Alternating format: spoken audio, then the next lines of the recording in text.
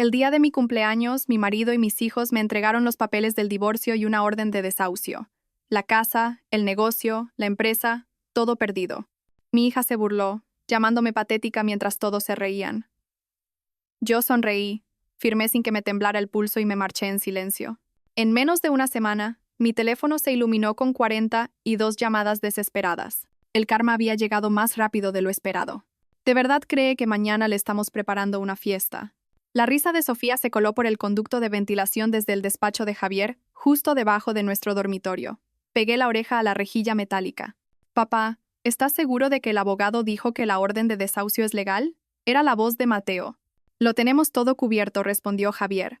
La transferencia del negocio, la escritura de la casa, los papeles del divorcio. Para mañana por la noche, tu madre no poseerá nada más que ese Honda antiguo que se niega a vender. Permanecí inmóvil en el suelo del dormitorio, con las rodillas clavadas en la moqueta mientras mi familia discutía mi anulación con total naturalidad. Mi mano encontró el borde del somier y lo agarré hasta que mis nudillos se pusieron blancos. A través del conducto, oí el arrastrar de sillas en el suelo del despacho de Javier. El crujido de papeles. La voz de Mateo volvió a subir, clínica y distante, como probablemente sonaba en los juzgados. Los documentos de transferencia son blindados. Lo he estructurado de manera que no pueda alegar coacción. Mientras firme voluntariamente, pensando que es otra cosa, estamos protegidos. ¿Y Patricia está lista para mudarse este fin de semana?, preguntó Sofía. Había en su voz una avidez que me revolvió el estómago. Patricia Robles. El nombre llevaba meses flotando en nuestro círculo social.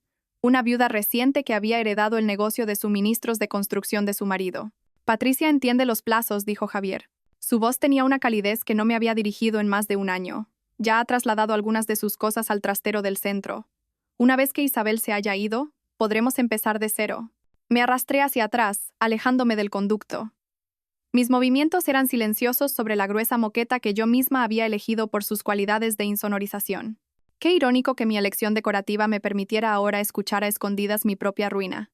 Poniéndome en pie con piernas temblorosas, me acerqué a la ventana de nuestro dormitorio y miré al jardín donde habíamos criado a nuestros hijos. El columpio ya no estaba, reemplazado por el taller de Javier, pero aún podía ver su fantasma en la zona desgastada de césped que nunca llegó a recuperarse del todo. La conversación de abajo continuaba, pero yo ya había oído suficiente. Mi familia llevaba meses planeando esto mientras yo mantenía sus vidas funcionando sin problemas. Solo esa mañana, ya había revisado 5 contratos para la constructora, confirmado las entregas de material de la próxima semana y cuadrado las cuentas que supuestamente gestionaba Mateo. Fui a nuestro armario y bajé la pequeña maleta del estante superior, la que usaba para viajes de negocios de una noche. Mis manos se movieron automáticamente, doblando ropa, seleccionando prendas anteriores a mi matrimonio, el collar de perlas que mi madre me regaló por terminar el bachillerato, el reloj que me compré con mi primer sueldo, el álbum de fotos de la universidad, de antes de que Javier existiera en mi mundo. Abajo, oí abrirse la puerta del despacho. Los pasos se dispersaron por la casa. El pesado andar de Javier se dirigió a la cocina. Los pasos más ligeros de Mateo se encaminaron hacia la puerta principal, probablemente saliendo hacia su apartamento en el centro, aquel para el que yo había sido avalista, porque su crédito no era suficiente. Los tacones de Sofía repiquetearon hacia el garaje donde estaba su BMW, el coche que le regalamos por terminar su máster. Guardé la maleta en el armario y bajé las escaleras con una normalidad ensayada. Javier estaba en la encimera de la cocina, sirviéndose café en su taza favorita, la que tenía una fina grieta que Mateo le había regalado hacía años. Levantó la vista cuando entré y por un momento vi un destello de algo. ¿Culpa? ¿Anticipación? Pasó demasiado rápido para identificarlo. ¿Planes para hoy?, pregunté, sacando mi propia taza del armario. Solo algo de papeleo en el despacho no me miró a los ojos. Mañana es un gran día. Tu cumpleaños. Las palabras quedaron entre nosotros como una pistola cargada sobre la mesa. 60 años. Añadí nata a mi café, viéndola arremolinarse y desaparecer en la oscuridad. Supongo que merece la pena celebrarlo. Tenemos algo especial planeado. Su sonrisa no llegó a sus ojos. Llevaba meses sin hacerlo. Me di cuenta de cuándo había dejado de notarlo. La mañana transcurrió con su rutina habitual, pero ahora todo se sentía diferente. Conduje hasta el almacén de nuestra constructora, donde Carlos me recibió con su habitual expresión de preocupación por las discrepancias en el inventario. 3 palés de tarima de roble de primera calidad habían desaparecido de nuestro sistema. 2 envíos de mármol habían sido redirigidos sin autorización. Las cámaras de seguridad se habían estropeado misteriosamente las noches exactas en que ocurrieron estos cambios. Señora Isabel, dijo Carlos, bajando la voz. Algo no va bien aquí. Esto no son accidentes ni fallos informáticos. Le di una palmada en el hombro. Este hombre leal que había trabajado para nosotros desde el principio. Lo sé, Carlos. No te preocupes. Solo documentalo todo cuidadosamente. Asintió, con la confusión clara en su rostro. No entendía por qué no estaba más alterada. ¿Cómo podría explicarle que el robo de unos palés era la menor de mis preocupaciones cuando toda mi vida estaba siendo desmantelada sistemáticamente por las personas en las que más confiaba? El resto del día pasó en una neblina surrealista. Asistí a reuniones, firmé órdenes de compra y resolví problemas como si todo fuera normal. Pero por dentro mi mente iba a toda velocidad, planeando, preparándose. Cada interacción con Mateo parecía una obra de teatro. Pasó por la oficina para discutir los problemas informáticos con el inventario, su rostro una máscara de preocupación profesional, sabiendo que él había orquestado toda la situación. Sofía llamó para confirmar la cena familiar del domingo, su voz brillante y falsa. Celebraremos tu cumpleaños como es debido entonces, mamá. Solo la familia, como a ti te gusta. Claro, hija, asentí, igualando su tono. Ambas interpretando nuestros papeles en este elaborado engaño. Esa noche, preparé la cena mientras Javier trabajaba en su despacho. A través del conducto, podía oírle hablar por teléfono, probablemente con Patricia, su voz baja e íntima.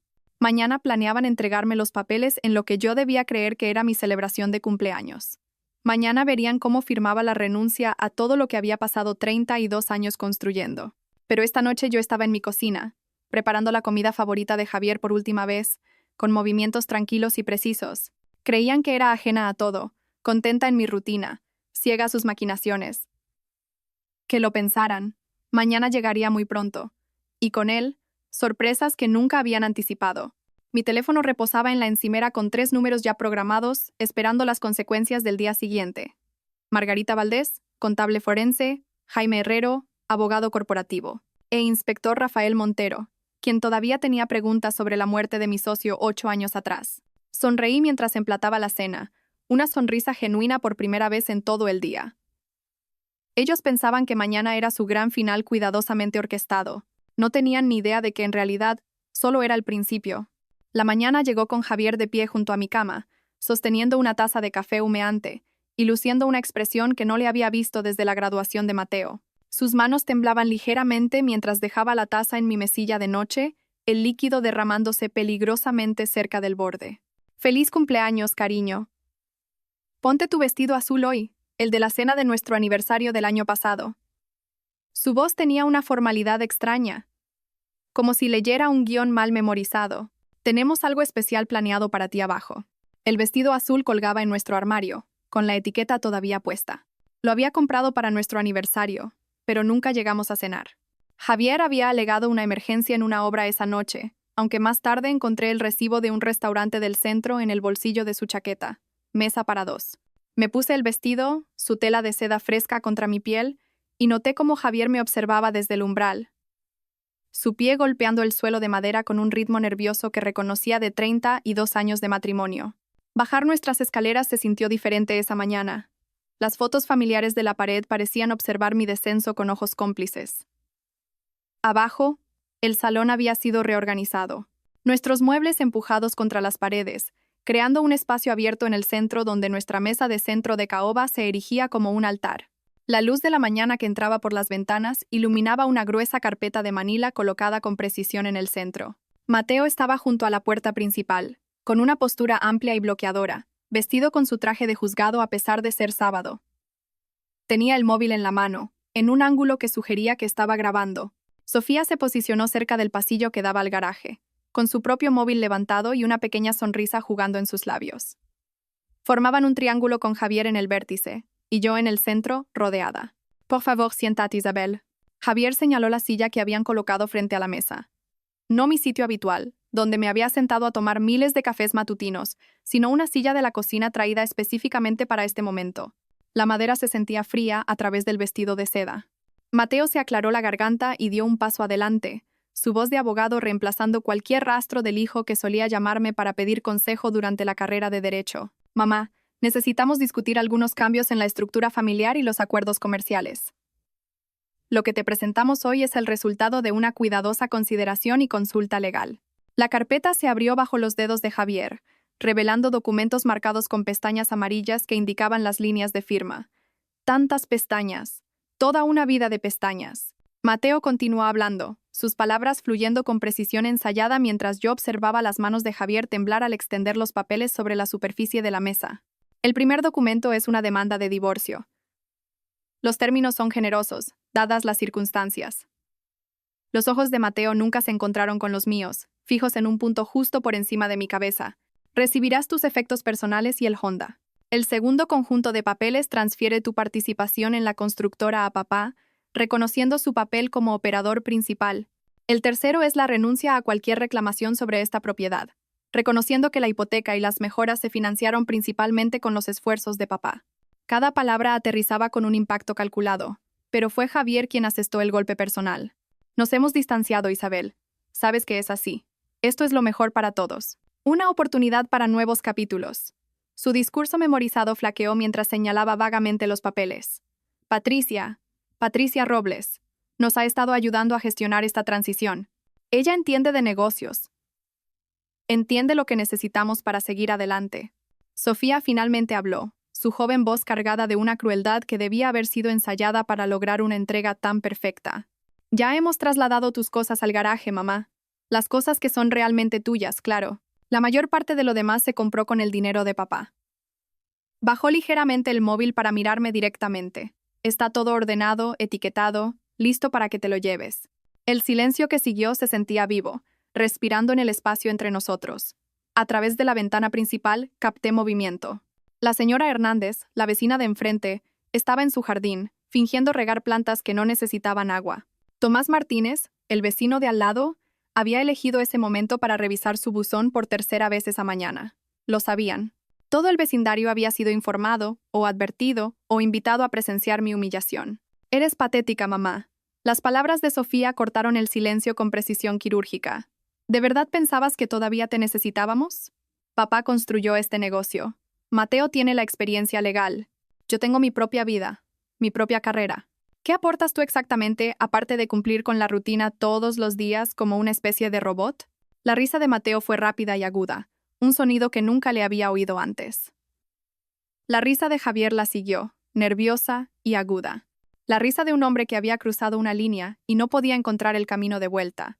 El sonido resonó en las paredes del hogar que había pasado 3 décadas creando, manteniendo y llenando con lo que yo creía que era amor. Un movimiento desde la cocina captó mi atención. Marcos Vega entró en escena. El amigo de Mateo de la facultad, que había asistido a docenas de cenas en esta misma mesa. Sostenía su maletín como un escudo, su expresión profesionalmente neutra. Estoy aquí como testigo, anunció innecesariamente, para verificar que todas las firmas se otorgan libremente y sin coacción. El bolígrafo apareció en la mano de Javier, caro y pesado, el Mont Blanc que le regalé cuando consiguió nuestro primer contrato importante. Me lo extendió con la misma mano que había sostenido la mía durante los dolores del parto, durante el funeral de mi madre, a través de celebraciones y fracasos y martes ordinarios que ahora parecían tesoros que nunca había valorado adecuadamente. Tomé el bolígrafo. Su peso se sentía significativo, final. La habitación contuvo el aliento mientras acercaba el primer documento hacia mí. Mateo cambió ligeramente su posición, asegurándose de que su móvil lo capturara todo. Sofía hizo zoom con el suyo. La respiración de Javier se hizo audible en el silencio. Mi firma fluyó sobre la primera pestaña amarilla con facilidad practicada. Luego la segunda, la tercera, cada nombre escrito con la cuidadosa caligrafía que mi madre había insistido en que perfeccionara. Cuando las firmas significaban promesas y las promesas significaban algo. Firmé la renuncia a la casa donde mis hijos habían dado sus primeros pasos. Firmé la renuncia al negocio que había ayudado a construir desde un solo camión y un sueño. Firmé la renuncia a 32 años de matrimonio, con la misma mano firme que una vez firmó nuestro certificado de boda.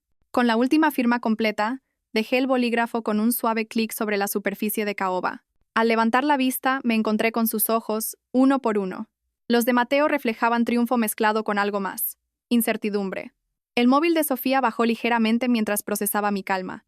Javier dio un paso atrás, como si yo pudiera explotar, enfurecerme, montar la escena para la que aparentemente se habían preparado. Y entonces sonreí. Una sonrisa real, del tipo que llega a los ojos y transforma tu rostro en algo que no habían visto en años. paz. Eso los desconcertó más de lo que cualquier grito podría haberlo hecho. Gracias, dije suavemente, levantándome de la silla con una gracia deliberada. Esto lo hace todo mucho más sencillo. Mi compostura firme duró exactamente hasta que cerré la puerta del Honda detrás de mí. El viejo motor del coche arrancó al tercer intento, como lo había hecho durante los últimos 15 años, y me alejé de mi vida anterior con nada más que 2 maletas y un silencio tan completo que se sentía como ahogarse. El apartahotel estaba a 20 kilómetros de la casa, lo suficientemente lejos como para que nadie de nuestro círculo social viera mi coche accidentalmente en el aparcamiento. El recepcionista apenas levantó la vista mientras yo contaba el dinero en efectivo para una semana de estancia. La habitación 237 olía a desinfectante industrial y a sueños rotos, pero tenía una puerta con cerrojo y una cama que no compartía con un hombre que llevaba 6 meses planeando mi eliminación. Dejé las maletas junto a la puerta y saqué mi móvil, poniéndolo en modo avión antes de quitar la tarjeta SIM por completo. Esperarían que llamara a alguien, a quien fuera, para despotricar, llorar y suplicar explicaciones. En cambio, desaparecería en el silencio que ellos habían creado. Pero primero, necesitaba información. Durante el trayecto, había fotografiado mentalmente cada documento que firmé. Ahora, amplié las imágenes en el teléfono, que había logrado capturar mientras fingía leer. El lenguaje legal de Mateo era preciso pero arrogante. Había enterrado cláusulas en subsecciones, asumiendo que firmaría sin leer, tal como aparentemente hacía todo lo demás sin pensar. Una cláusula en particular destacaba: un acuerdo de no competencia que me impedía trabajar en la construcción en un radio de 500 kilómetros. Inaplicable según la legislación, pero ellos no sabían que yo lo sabía. Mi cuaderno se llenó rápidamente de columnas de información, activos que ellos conocían frente a los que no. La cuenta de empresa separada que había abierto hacía 3 años cuando empecé a notar discrepancias, que ahora contenía 40.000 euros en honorarios legítimos de consultoría de proyectos paralelos que Javier había considerado demasiado pequeños para molestarse. El trastero en la otra punta de la ciudad donde guardaba las antigüedades de mi madre, todavía a mi nombre de soltera. La red de proveedores que trataban directamente conmigo, saltándose los canales oficiales de la empresa. Exactamente a medianoche, fui al centro de negocios del hotel y usé su teléfono para hacer la primera llamada. Margarita Valdés respondió al segundo tono, su voz alerta a pesar de la hora. Habíamos sido compañeras de piso en la Complutense, ambas estudiando empresariales cuando las mujeres todavía eran una rareza en esas aulas. Se había convertido en contable forense, especializada en casos de divorcio, encontrando activos ocultos con la dedicación de un sabueso. Isabel, este número no es el tuyo. Su voz se agudizó con preocupación. Necesito tu experiencia, Margarita. Confidencialmente. ¿Podemos vernos mañana? ¿Dónde y cuándo? Sin preguntas sobre por qué llamaba desde un número desconocido a medianoche. Sin expresiones de sorpresa. Margarita había manejado suficientes divorcios feos para reconocer el sonido de una mujer en crisis. La segunda llamada requería un manejo más delicado. Jaime Herrero había construido su bufete sobre litigios corporativos. Pero hacía 4 años, yo había ayudado a su hija Rebeca a escapar de un matrimonio abusivo, escondiéndola en nuestra casa de invitados durante 3 semanas, mientras Jaime organizaba órdenes de protección. Intentó pagarme, intentó expresar su gratitud de las maneras que importan a hombres como él, pero yo simplemente le dije que algún día podría necesitar un favor. Jaime, soy Isabel Serrano. Te llamo para cobrarme ese favor. Su pausa duró 3 segundos. Despejaré mi agenda de mañana. Entrada privada de mi despacho, a las 7 en punto. La tercera llamada hizo que mis manos temblaran ligeramente. El inspector Rafael Montero había investigado la muerte de mi socio, Roberto Robles, hacía 8 años. Ataque al corazón a los 52. Así lo dictaminó el forense, aunque Roberto acababa de pasar un chequeo médico completo el mes anterior. Su viuda, Patricia, había heredado sus acciones en nuestro mayor competidor, para luego venderlas 6 meses después por el triple de su valor, cuando la empresa, misteriosamente, recibió 3 contratos gubernamentales que Roberto había estado persiguiendo. Inspector Montero, soy Isabel Serrano. Tengo información sobre Roberto Robles que podría interesarle. Ese caso lleva 8 años cerrado, señora Serrano. No seguirá cerrado después de que escuche lo que he averiguado sobre el anterior marido de Patricia Robles, el que murió 5 años antes que Roberto. El silencio se alargó lo suficiente como para que me preguntara si había colgado. Luego, ¿puede venir a la comisaría mañana por la tarde? Traiga todo lo que tenga. Al amanecer, mi teléfono había acumulado 17 llamadas perdidas a pesar de estar apagado. El ordenador del centro de negocios del hotel mostraba 53 correos electrónicos en la nueva cuenta que había creado. Varios eran de Carlos, mi jefe de almacén, cada uno más urgente que el anterior. Lo llamé desde el teléfono del hotel, sabiendo que estaría en el almacén a las 5:30, como cada mañana desde hacía 12 años. Señora Isabel, gracias a Dios, esto es un caos. El señor Javier apareció a las 4 de la mañana con esa mujer, la Robles. Me hizo cambiar todas las contraseñas de los ordenadores. Dijo que usted se tomaba una baja médica. Bajó la voz. Estaba midiendo los despachos, hablando de reformas. Carlos, necesito que hagas exactamente lo que te digan, pero también necesito que documentes todo. Cada cambio, cada visitante, cada pedido o cancelación inusual. ¿Puedes hacerlo sin que se note? Usted me dio una oportunidad cuando nadie más lo hizo, señora Isabel. Eso no lo olvido. Las siguientes 2 horas trajeron una avalancha de información. 3 clientes importantes habían llamado a Carlos directamente, confundidos por correos electrónicos de Mateo anunciando reestructuraciones y subidas de precios. 2 proveedores informaron de que las condiciones de pago se habían cambiado unilateralmente de 30 a 90 días. El capataz del proyecto Anglada mencionó que esa mañana se habían entregado materiales de calidad inferior, a pesar de que las especificaciones indicaban claramente calidad premium. Pero la información más valiosa provino de una fuente inesperada. Nuria, que regentaba la cafetería donde Javier se reunía con los clientes, llamó a la centralita del hotel preguntando específicamente por mí. Alguien le había dicho que podría estar alojada allí. Cariño, no sé qué está pasando en tu mundo, pero tu marido se ha estado reuniendo con Patricia Robles todos los martes y jueves por la mañana durante los últimos 18 meses, siempre en la mesa del rincón, siempre pensando que eran discretos. Hizo una pausa. Mi prima Linda trabaja en los juzgados. Patricia ha estado allí 3 veces en el último mes presentando papeleo. Y aquí viene lo interesante. Presentó exactamente los mismos tipos de documentos antes de que su segundo marido muriera. Linda se acuerda porque le pareció extraño en su momento poner todo en orden meses antes de que él tuviera su repentino ataque al corazón. Las piezas formaron un patrón tan claro que me pregunté cómo no lo había visto antes. Javier no se había enamorado de una mujer más joven ni se había aburrido de nuestro matrimonio. Había sido seleccionado, preparado, y ahora estaba siendo posicionado para algo mucho peor que un divorcio. Patricia Robles no solo robaba empresas, eliminaba a sus dueños después de asegurar el control. Hice una última llamada esa mañana, esta vez a Sara Martínez, que dirigía la agencia de investigación privada que Jaime me había recomendado para asuntos de empresa. Su tarifa era cara, pero valía la pena, especialmente cuando mencioné el nombre de Patricia Robles. Esa mujer tiene reputación, dijo Sara con cautela. Necesitaré una provisión de fondos, pero puedo tener un informe preliminar para mañana. Aunque te advierto, si la mitad de lo que he oído es cierto, no estás tratando con un simple divorcio. Estás tratando con alguien que juega para ganar permanentemente. La habitación del hotel se había transformado de un refugio a un centro de mando. Documentos extendidos sobre la cama, el portátil abierto con cuentas de empresa que ellos no conocían, números de teléfono de aliados que me ayudarían a navegar por el desastre que mi familia había desatado. Creían que habían ganado. Pensaban que me desmoronaría mientras ellos celebraban su libertad. No tenían ni idea de lo que realmente habían hecho. Me habían liberado a mí también.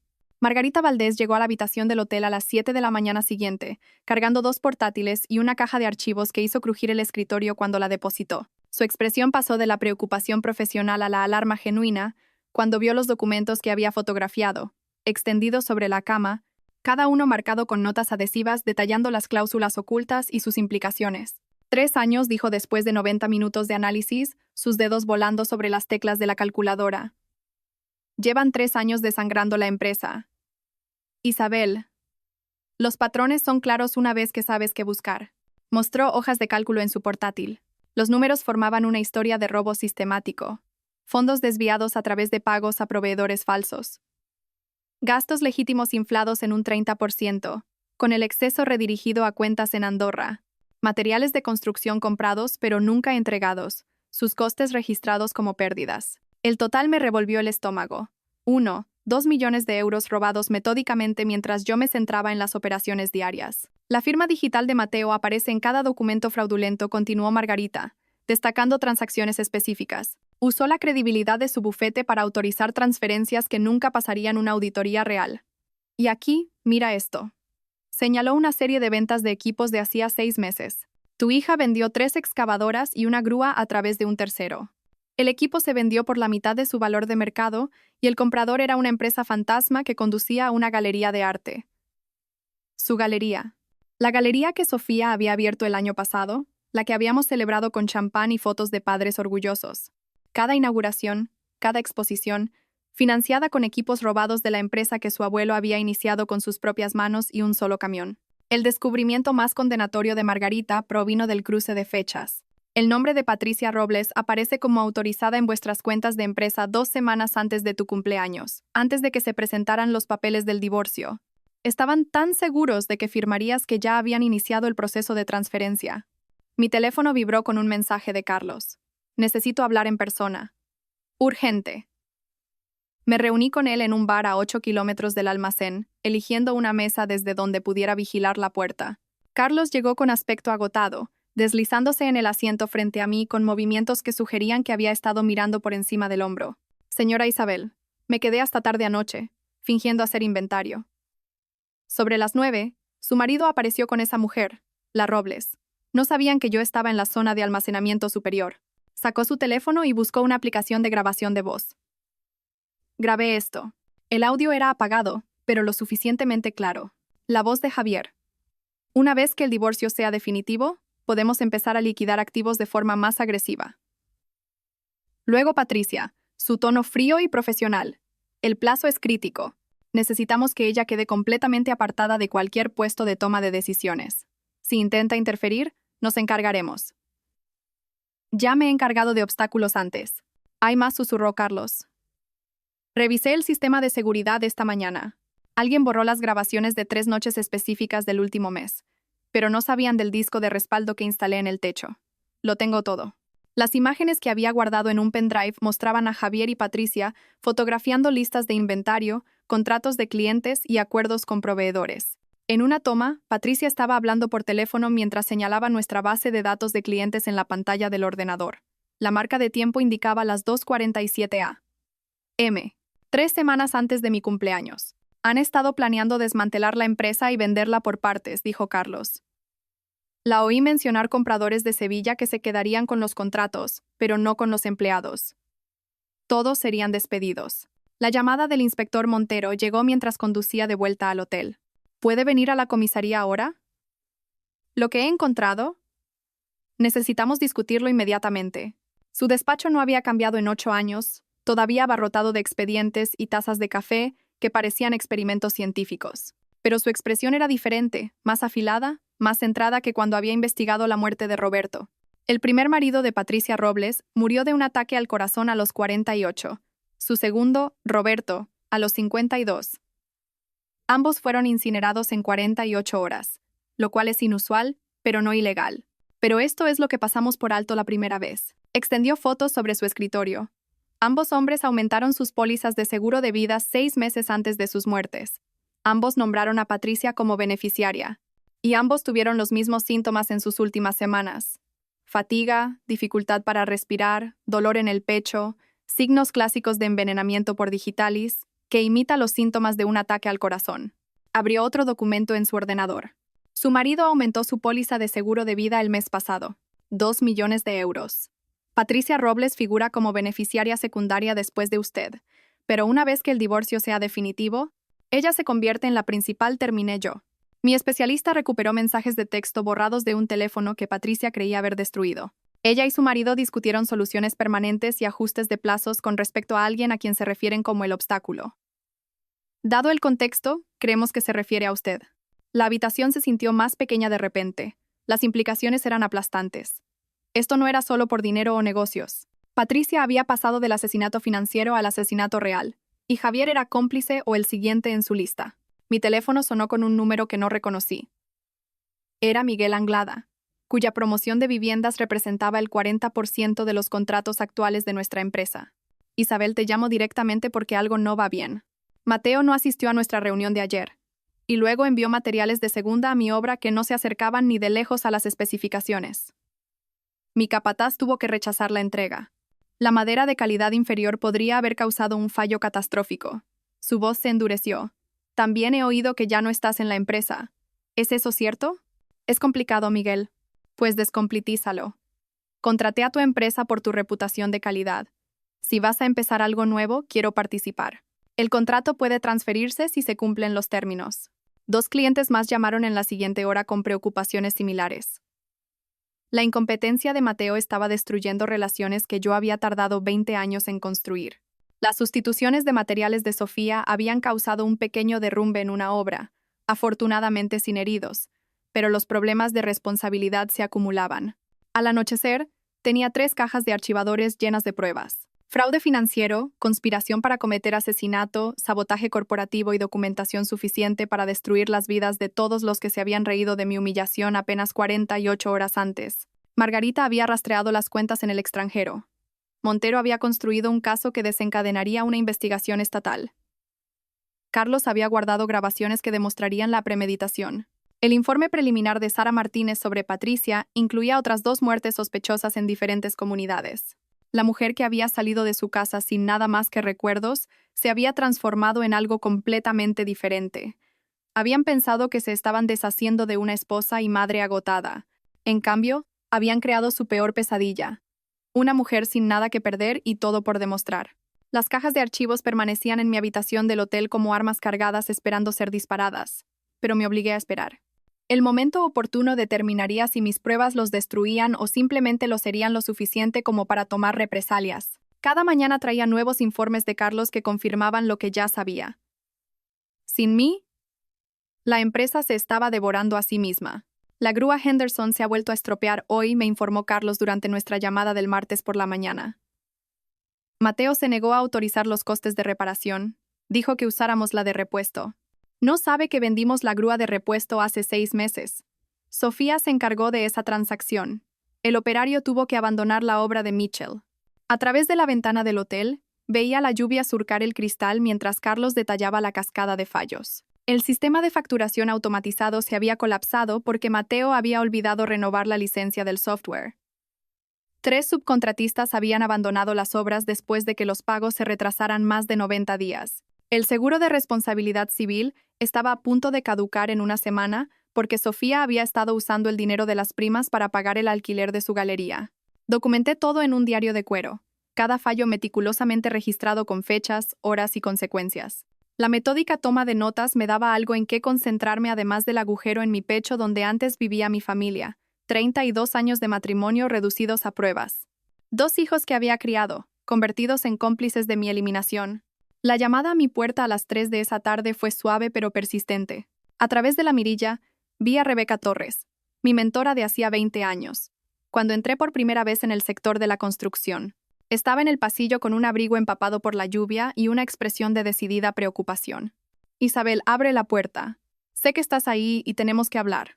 Rebeca entró en mi habitación sin juzgar, observando las cajas de pruebas y la pared de documentos con el ojo experto de alguien que había construido un imperio desde circunstancias peores. Había fundado Construcciones Torres con un solo camión después de su propio divorcio, convirtiéndola en la empresa más grande de 3 comunidades autónomas. Las noticias vuelan en nuestro sector, dijo, acomodándose en la incómoda silla del hotel como si fuera un trono.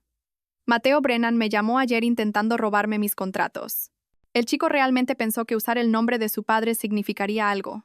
Le dije, solo trabajo con profesionales que saben la diferencia entre una viga de acero y el arrepentimiento. A pesar de todo, casi sonreí. Estoy aquí con una oferta, Isabel. Y no es caridad, es negocio. Necesito a alguien que entienda de control de calidad, relaciones con clientes y gestión de proyectos. Alguien que pueda hacerse cargo de nuestra división comercial mientras yo me centro en los contratos públicos. Sacó una carpeta de su maletín. Puesto de socia directora. Despacho en la esquina del edificio Meridian.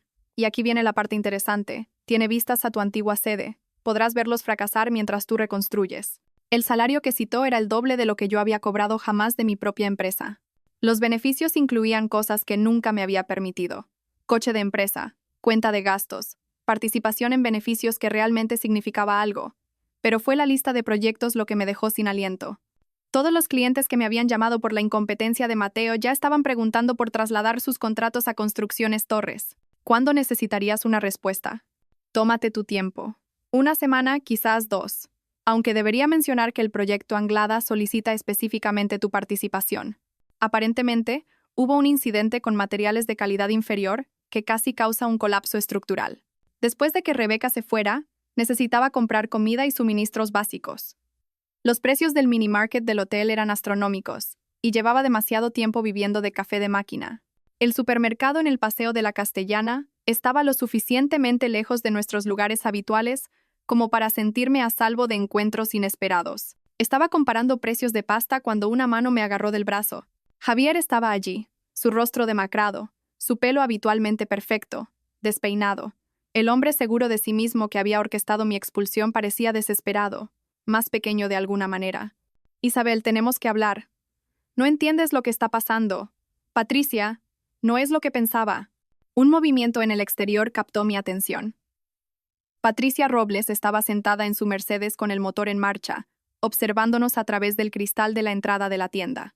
El hombre en su asiento del copiloto era desconocido, de cuello grueso y alerta. Sus ojos seguían nuestra interacción con interés profesional.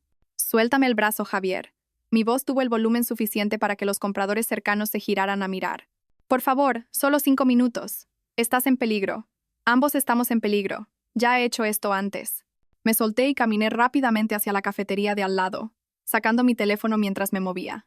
La cafetería estaba llena de gente, llena de testigos, y tenía una salida trasera por la cocina si era necesario. El inspector Montero respondió de inmediato.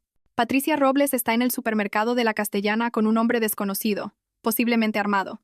Javier acaba de abordarme. Parece aterrorizado. Quédate en lugares públicos. Estoy enviando una unidad ahora mismo. A través de la ventana de la cafetería, vi a Javier salir de la tienda y acercarse al coche de Patricia. Ella bajó la ventanilla, e incluso desde la distancia, pude ver cómo su expresión cambiaba de encantadora a viciosa. Javier retrocedió, con las manos levantadas en señal de defensa. El hombre desconocido salió del coche, moviéndose hacia Javier con deliberada intimidación. Entonces, las sirenas de la policía sonaron a lo lejos, y tanto Patricia como su acompañante volvieron rápidamente al Mercedes y se marcharon. Montero volvió a llamar una hora después. Se nos escaparon, pero hemos comprobado la matrícula de su coche. Estuvo en la biblioteca de la universidad esta mañana, accediendo a revistas médicas. Específicamente, artículos sobre toxinas de origen vegetal que imitan los síntomas cardíacos. Está acelerando el proceso. Esa noche, me senté rodeada de 12 sobres Manila, cada uno etiquetado con un destino diferente. Hacienda recibiría documentación sobre fraude fiscal. La Fiscalía General del Estado obtendría pruebas de malversación. El Colegio de Constructores se enteraría de las violaciones de seguridad y los materiales de calidad inferior. Las compañías de seguros de Patricia Robles descubrirían patrones interesantes en su historial de beneficiarios. Pero la obra maestra era el paquete para Diana Chen, la periodista de investigación del Canal 7, que llevaba tiempo buscando una historia sobre corrupción corporativa. Incluí pruebas suficientes para iniciar una investigación, pero me guardé las revelaciones más dañinas. Esas llegarían más tarde, sincronizadas perfectamente con el intento de Javier de presentar una demanda de incapacidad mental contra mí. Cada paquete contenía diferentes piezas del rompecabezas, asegurando que se iniciarían múltiples investigaciones simultáneamente. Ninguna agencia tendría la imagen completa, pero juntas crearían una red ineludible. Se subieron copias digitales a cuentas de almacenamiento en la nube bajo diferentes nombres. Se aseguraron copias físicas en una caja de seguridad en un banco donde nadie me conocía. El 12º sobre era diferente. Contenía una sola fotografía. Patricia y Javier en el almacén a las 2:47 a.m. y una nota. Lo sé todo. ¿Tu turno? Ese sobre sería entregado en mano a Patricia Robles mañana por la tarde, justo después de que los otros fueran enviados. Que se preguntara cuánto sabía. Que entrara en pánico sobre qué agencias ya estaban investigando. Que cometiera el tipo de errores que la gente desesperada siempre comete cuando se dan cuenta de que sus planes perfectos se están desmoronando. La lluvia había cesado, dejando el aparcamiento brillando bajo las farolas. En algún lugar de la ciudad, mi familia probablemente dormía plácidamente en camas que yo había elegido, en habitaciones que yo había decorado, seguros de su victoria. El amanecer del día 12 me encontró en una oficina de correos, viendo al empleado procesar 11 paquetes de correo certificado. Cada sobre desaparecía en el sistema con un número de seguimiento que anoté cuidadosamente. El 12º paquete, la advertencia personal a Patricia, sería entregado por un mensajero exactamente a las 2 p.m., dando a las investigaciones oficiales una ventaja de 6 horas. Para cuando llegué al despacho de Rebeca Torres para mi primer día de trabajo no oficial, la maquinaria de la justicia ya había comenzado a moverse. Rebeca me había asignado un espacio de trabajo temporal en la planta ejecutiva, una oficina con paredes de cristal que dominaba el distrito de negocios de la ciudad. Desde mi ventana, Podía ver el edificio que albergaba Construcciones Serrano, la empresa que había ayudado a construir desde la nada. A las 9:47 a.m., 3 vehículos gubernamentales sin distintivos entraron en el aparcamiento de mi antigua sede. La policía emergieron con cajas y carpetas de órdenes judiciales, sus movimientos eficientes y practicados. A través del potente telescopio de Rebeca, que guardaba para estudios de mercado, observé a los empleados congregarse en las ventanas, su confusión visible incluso desde esta distancia. Mi teléfono, silencioso durante casi 2 semanas, comenzó su sinfonía a las 10:15 a.m. La primera llamada fue de Javier. La dejé pasar al buzón de voz y luego escuché. Isabel, algo está pasando. Hacienda acaba de congelar todas nuestras cuentas. Dicen algo sobre declaraciones de impuestos fraudulentas. Tiene que ser un error. Llámame inmediatamente.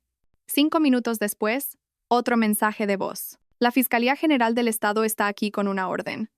Se están llevando los ordenadores. Isabel, sea lo que sea que creas que pasó, esta no es la manera. Por favor. El primer mensaje de Mateo llegó a las 10:32 a.m. Madre, no sé qué has hecho, pero estás destruyendo todo lo que construyó el abuelo. Podemos resolver esto en privado. Como tu abogado, como tu hijo, te aconsejo que te pongas en contacto conmigo inmediatamente. Al mediodía, los mensajes de voz habían evolucionado. La voz de Javier había pasado de la confusión a la ira y a algo cercano al pánico. Han encontrado las cuentas en Andorra. ¿Cómo sabías de las cuentas en Andorra? Patricia dice que debes habernos estado espiando ilegalmente. Lucharemos contra esto, Isabel. No ganarás. Las amenazas legales de Mateo se habían disuelto en negociaciones desesperadas. El Colegio de Constructores amenaza con revocar nuestra licencia. 3 proyectos acaban de cancelar sus contratos. Mamá, por favor, hablemos de esto racionalmente. Podemos llegar a un acuerdo, pero fue el mensaje de Sofía el que mostró la transformación más sorprendente. Su voz, normalmente tan segura y despectiva, se quebró con un miedo genuino. Mamá, han embargado mi galería. Dicen que se compró con fondos malversados. No entiendo lo que está pasando. No tengo a dónde ir. El apartamento estaba a nombre de la empresa. Mis tarjetas no funcionan. Mamá, no sé cómo... Nunca he tenido que... Por favor, llámame. 42 llamadas en total a las 3 p.m. Documenté cada una, guardando los mensajes de voz en múltiples dispositivos. La evidencia de su pánico sería útil si intentaban alegar ignorancia más tarde. El mensajero confirmó la entrega del paquete de Patricia a las 2:03 p.m. A las 2:47 p.m., el investigador de Sara Martínez me envió fotos que superaron mis expectativas más descabelladas. Patricia estaba en el balcón de su ático, lanzando al aire lo que parecía ser la ropa de Javier. Trajes caros flotaban hacia abajo como banderas de rendición mientras ella gritaba lo suficientemente alto como para que los edificios vecinos la oyeran. Encontró las fotos en el paquete, explicó Sara por teléfono. Fotos de Javier con 2 mujeres diferentes en bares de hoteles durante el último año. Él la estaba engañando a ella mientras ella lo engañaba a él. Está destrozando todo lo que él dejó en su casa. El video del investigador mostraba a Javier llegando al edificio, mirando la lluvia de ropa, y luego retrocediendo cuando Patricia pareció lanzar un portátil que explotó en la acera cerca de sus pies. El guardia de seguridad le bloqueó la entrada mientras se oía a Patricia chillar sobre que la habían tomado por tonta. Hay más, continuó Sara. Bajó al vestíbulo con unas tijeras, amenazando con rajar los asientos de su coche. La seguridad del edificio tuvo que reducirla. Javier huyó a un motel de carretera en la A6, el mismo en el que estás tú, por cierto. Está a 3 puertas de tu habitación. La ironía era casi poética. El hombre que había orquestado mi exilio ahora vivía en el mismo motel barato, probablemente comiendo de las mismas máquinas expendedoras y definitivamente experimentando la misma aplastante revelación de que todo lo que creía controlar se le había escapado de las manos. Rebeca y yo pasamos la tarde visitando a clientes que habían expresado su preocupación por la estabilidad de Construcciones Serrano. La reunión con Anglada fue particularmente satisfactoria. El propio Miguel Anglada nos recibió en su despacho, donde los planos de su promoción cubrían cada superficie. Isabel, me alegro de que estés aquí. Recibí una llamada de Mateo Brennan esta mañana amenazándome con acciones legales si rompía nuestro contrato. 20 minutos después, saltó la noticia de las investigaciones estatales sobre la empresa. Quiero que Construcciones Torres se haga cargo de inmediato, contigo supervisando personalmente el proyecto. Visitamos a 6 clientes ese día. Cada uno de ellos firmó acuerdos de transferencia, trasladando sus contratos a Construcciones Torres. El valor combinado superaba los 8 millones de euros. más que los ingresos anuales totales de Construcciones Serrano del año anterior. Carlos llamó mientras volvíamos a la oficina. Señora Isabel, esto es un caos. 17 trabajadores ya han renunciado. El resto está actualizando sus currículums. Mateo intentó dirigir una reunión de seguridad, pero no conocía los protocolos básicos. Alguien llamó a inspección de trabajo por las violaciones. Vienen el lunes. Carlos, Construcciones Torres necesita un jefe de almacén con experiencia. Mismo equipo, mejor sueldo, estándares de seguridad reales. ¿Te interesa? Su alivio fue audible. ¿Cuándo empiezo? Al anochecer, Rebeca y yo habíamos contratado a 12 de los mejores empleados de Construcciones Serrano, asegurado 4 contratos importantes y establecido un cronograma de transición que tendría el proyecto Anglada de nuevo en marcha en una semana. Lo celebramos con un café en su despacho, viendo cómo el último vehículo gubernamental abandonaba el aparcamiento de Construcciones Serrano. ¿Sabes cuál es la parte bonita?, dijo Rebeca, estudiando el edificio a través de su telescopio. No los destruiste tú. Simplemente te eliminaste a ti misma de la ecuación y dejaste que revelaran quiénes eran realmente. El fraude, el robo, la incompetencia, siempre estuvo ahí. Tú eras solo los cimientos que lo mantenían todo unido. Mi teléfono vibró con el mensaje número 43, de Javier. Patricia sabe lo de las otras mujeres. Amenaza con ir a la policía por algo. No sé qué has empezado, pero está destruyéndolo todo. Borré el mensaje sin responder. Mañana, la noticia saldría a la luz públicamente. El reportaje de investigación de Diana Chen se emitiría durante el telediario de la noche.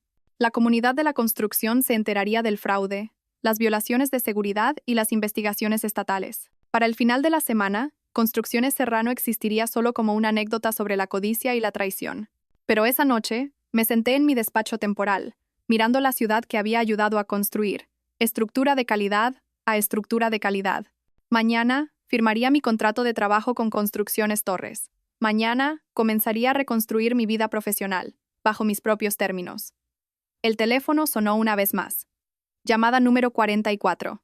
Esta vez, reconocí el número como el de la recepción del motel. Javier probablemente intentaba contactarme a través de su teléfono, ya que no respondía a sus llamadas. Dejé que sonara, empaqué mis cosas y me dirigí a mi habitación en un hotel diferente al otro lado de la ciudad.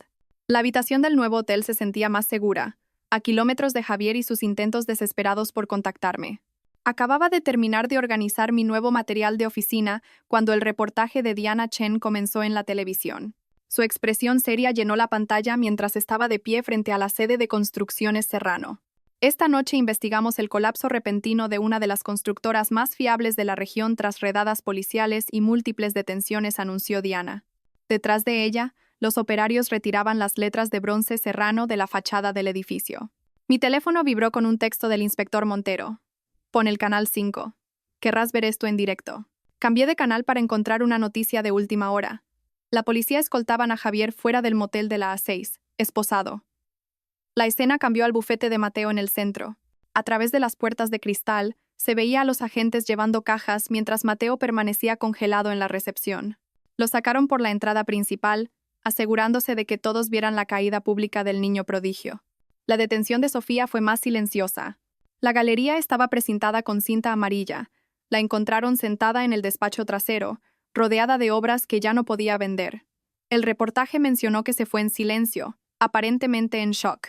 El arresto de Patricia Robles proporcionó el clímax dramático. Los helicópteros de noticias sobrevolaban su ático. La sacaron a rastras, todavía con tacones de diseñador y un batín de seda. La periodista mencionó que se estaban preparando cargos adicionales relacionados con la muerte de sus 2 maridos anteriores. A la mañana siguiente, el despacho de Montero se sentía diferente. La satisfacción había reemplazado al agotamiento en sus ojos. Los mensajes de texto que recuperamos son condenatorios. Patricia y Javier discutieron tu eliminación extensamente. La emboscada de tu cumpleaños era para desestabilizarte. Patricia había conseguido Digitalis. El plan era esperar 3 meses y luego invitarte a una cena de reconciliación. Mi estómago se revolvió. La parte irónica es que Patricia estaba planeando simultáneamente la muerte de Javier para unos 8 meses después. Tu marido se creía el depredador, pero siempre fue su presa. Tu marcha lo trastocó todo. Tu silencio te salvó la vida, y probablemente la suya también. Volví a las oficinas de Construcciones Torres para encontrar mi espacio de trabajo permanente listo. El despacho de esquina que Rebeca me había prometido tenía vistas a todo el distrito. A través de las ventanas, vi cómo colocaban un aviso de ejecución hipotecaria en la casa que había diseñado con tanta esperanza décadas atrás. Durante el día, antiguos empleados de Construcciones Serrano pasaron a agradecerme por haberlos contratado. Carlos había traído a todo su equipo de almacén. Incluso María, la recepcionista, ahora estaba en la recepción de Torres. Nos diste dignidad en esta transición, dijo María, con lágrimas en los ojos. Podrías habernos dejado hundirnos con ellos, pero no lo hiciste. El correo llegó a las 3 p.m., con 3 cartas reenviadas desde el hotel. La letra de Mateo era temblorosa. Mamá, necesito dinero para el economato. Amenazan con quitarme la licencia de abogado. Sé que no tengo derecho a pedir, pero no sé a quién más recurrir. La carta de Sofía ocupaba 3 páginas, su letra artística apretada y manchada de lágrimas. Nunca aprendí nada real, mamá. Intentaste enseñarme, pero pensé que estaba por encima de todo. Pensé que el dinero siempre estaría ahí. Ni siquiera sé hacer café. En la casa de acogida me tienen fregando platos y ni siquiera sé hacerlo bien. Tengo 26 años y empiezo de cero. El mensaje de Javier llegó a través de su abogado de oficio, mecanografiado. Mi cliente sostiene que Patricia Robles manipuló toda la situación. Afirma que fue coaccionado y desconocía los elementos criminales. Desea discutir la posibilidad de un testimonio sobre su carácter. Creé una nueva carpeta en mi archivador, etiquetándola como regalos de cumpleaños. Cada carta fue dentro, no por crueldad, sino como prueba de las consecuencias. Esa noche, de pie en mi nuevo despacho, vi cómo el letrero de Construcciones Serrano desaparecía por completo, dejando solo letras fantasma en la fachada. Mañana comenzaría la demolición del interior. Rebeca se unió a mí en la ventana. ¿Algún arrepentimiento? Pensé en la pregunta. Me enseñaron algo valioso. A veces, la mejor venganza no es destruir a quienes te han hecho daño. Es dar un paso atrás y dejar que se destruyan a sí mismos mientras tú construyes algo mejor sobre sus cenizas. La justicia había llegado exactamente 3 semanas después de mi cumpleaños, vistiendo esposas y portando órdenes judiciales. 6 meses habían transformado todo excepto el amanecer. De pie en la ventana de mi nuevo apartamento, veía el mismo sol pintar el mismo cielo, pero todo lo que iluminaba había cambiado. El apartamento era más pequeño que la casa, pero cada metro cuadrado me pertenecía por completo. La ceremonia de nombramiento de socia en Construcciones Torres estaba programada para esa tarde. Rebeca había insistido en hacerlo formal. La sala de conferencias se llenó de gente que había presenciado mi humillación pública y mi reconstrucción privada. Miguel Anglada llegó temprano. El inspector de trabajo que había denunciado las violaciones de seguridad de Mateo me estrechó la mano con genuino respeto. Rebeca en el podio dijo: «Hace 6 meses, esta empresa ganó algo inestimable, integridad en forma humana. Hoy, Isabel Serrano se convierte en mi socia de pleno derecho, aunque siempre ha sido mi igual en todo lo que importa». El aplauso se sintió diferente. Este me lo había ganado enteramente con mis propios esfuerzos. Esa noche, llegó una carta a mi oficina. Sello oficial de instituciones penitenciarias. El número de preso de Javier en la esquina. Dentro, una solicitud de visita con una nota escrita a mano. Por favor. Una conversación antes de mi traslado. Hay cosas que necesitas saber sobre los chicos. 3 días después, estaba en la sala de visitas de un centro de detención centro penitenciario, viendo cómo traían a alguien que se parecía a un Javier envejecido 10 años. «Están sufriendo», dijo, su voz hueca a través del receptor. «Mateo podría conseguir 18 meses si coopera. Sofía está en una casa de acogida aprendiendo un oficio». Hizo una pausa, buscando una compasión que no existía. «Necesito dinero para el economato y un abogado de verdad. Tomaste tus decisiones, Javier. Cada firma, cada mentira. Te quise una vez», dijo desesperadamente. «¿No cuentan de nada 32 años?» Contaban para todo. Por eso la traición fue tan completa. Me levanté para irme. «Isabel, por favor». Su voz se quebró. «Me trasladan a una prisión del Estado en Andalucía. 5 años como mínimo. Moriré allí dentro». Colgué el teléfono y me alejé. Una semana después, otra carta inesperada. Esta era de Jimena, la exesposa de Mateo, de quien se había divorciado hacía 2 años, alegando que le faltaba ambición. Estaba luchando por rehacer su vida después de que Mateo ocultara activos durante su divorcio. Había oído hablar de mi nuevo puesto y se preguntaba si Construcciones Torres tenía algún puesto de nivel inicial. La contraté como asistente administrativa. Las noticias finalmente dejaron de cubrir el escándalo. Javier recibió 7 años. Patricia, cadena perpetua después de que la vincularan con 4 asesinatos en 3 comunidades autónomas. Mateo, 2 años e inhabilitación permanente. Sofía, libertad condicional y servicios a la comunidad. Guardé sus cartas en la carpeta marcada regalos de cumpleaños, leyéndolas ocasionalmente para recordarme lo lejos que había viajado desde aquella mañana de crueldad orquestada. Me habían dado papeles de divorcio y órdenes de desahucio, pensando que estaban terminando mi historia. En cambio, me habían liberado para escribir una mejor. Mi teléfono permanecía en silencio sobre mi escritorio. Ya no era una fuente de pavor, sino una herramienta para el negocio que estaba construyendo bajo mis propios términos.